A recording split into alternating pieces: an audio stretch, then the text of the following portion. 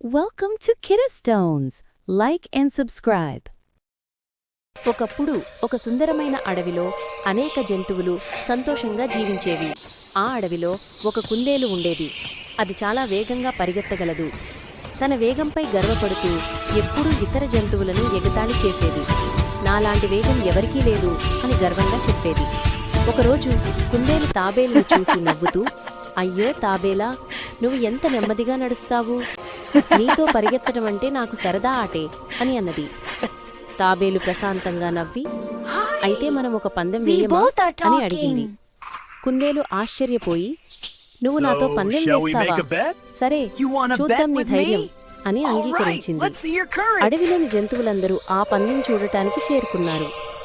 నక్క న్యాయాధిపతిగా నిలబడి 3 వరకు లెక్క, ఆ తర్వాత మీరు పరిగెత్తండి. 1, 2, 3 నక్క చెప్పగానే కుందేలు బాణంలా దూసుకెళ్ళింది. తాబేలు మాత్రం నెమ్మదిగా కాని స్థిరంగా ముందుకు కదిలింది. కొంత దూరం పరిగెత్తిన తర్వాత కుందేలు వెనక్కి చూసింది. తాబేలు చాలా వెనక ఉంది.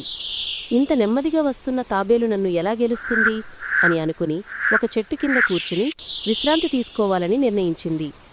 కొంచెం నిద్రపోతే ఏమవుతుంది, తాబేలు ఇంకా చాలా దూరంలో ఉంది అని అనుకుంది. కుందేలు చెట్టు కింద నిద్రలోకి జారుకుంది.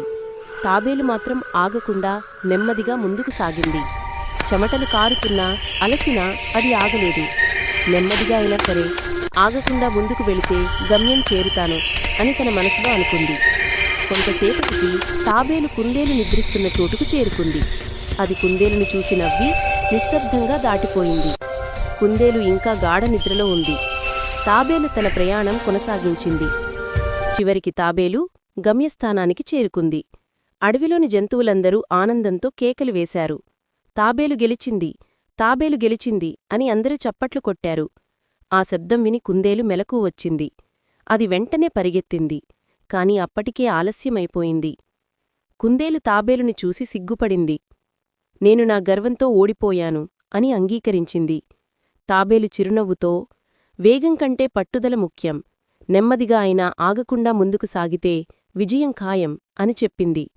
ఆ రోజు నుండి కుందేలు తన గర్వాన్ని వదిలిపెట్టింది.